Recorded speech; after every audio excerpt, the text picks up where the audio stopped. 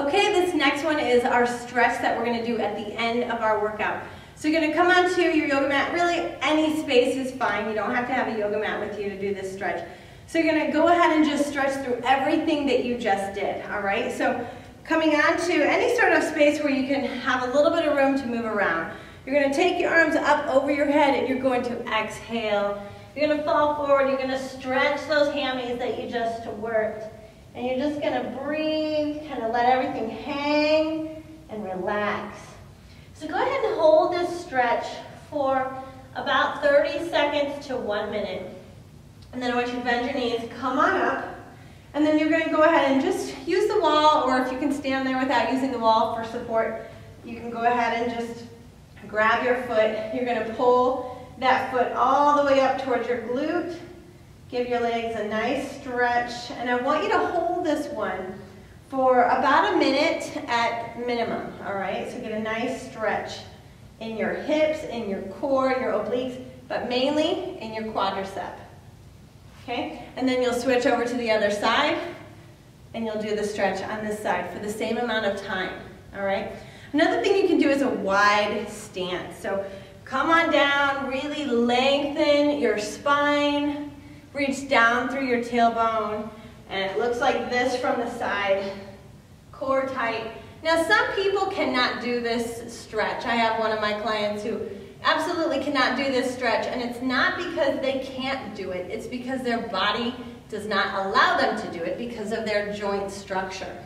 So if that is not a pose for you, don't even worry about it. Another stretch that you can do is pigeon pose. And I would recommend everybody do this after a really good workout. You're going to bring your leg through, up and over, and you're going to bring the other leg back. And you might want to just wait here and give your glutes and your IT band, your sartorius. These are the muscles on the side. So let me switch legs and show you. Watch that knee. Always be careful with this pose. This leg goes back. You're getting a nice stretch right here in your glutes, in your sartorius, which is the largest muscle in your body, and your IT band, and all these other glute muscles. You're getting a nice stretch there. So keep your hips level and keep reaching up through the top of your head, stretching your spine. Keep walking and inching that back leg back as far as you can. And then you might find that you just kind of want to relax. So come on down, come forward, and just let this leg open up. And then another stretch you can do for your quadricep.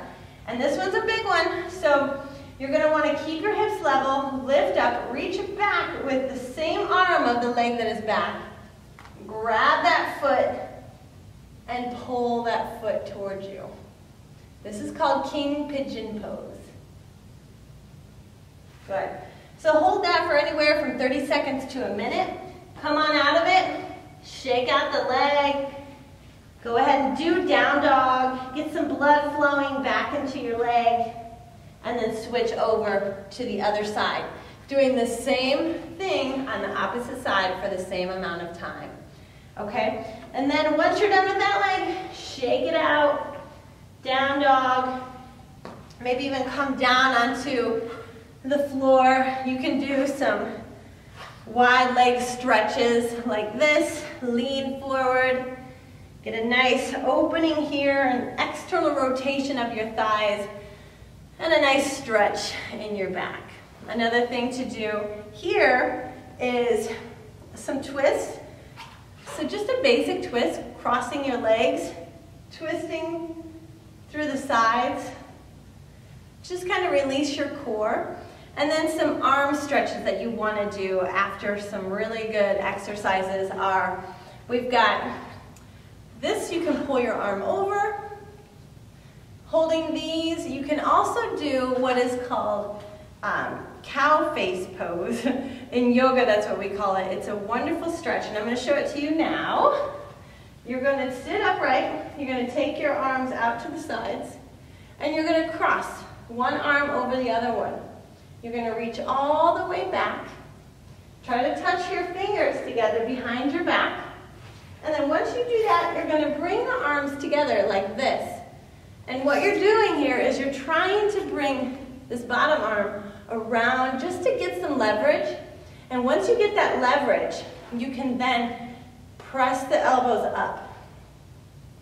And just start to pull your fingers away from your forehead. This is a wonderful stretch for anybody who carries tension in the upper back and after you have been doing some rows or some shoulder exercises. After you do that though, you're going to feel some tightness in the front of your chest, so you have to open that up. So take your hands behind your back and stretch all the way back.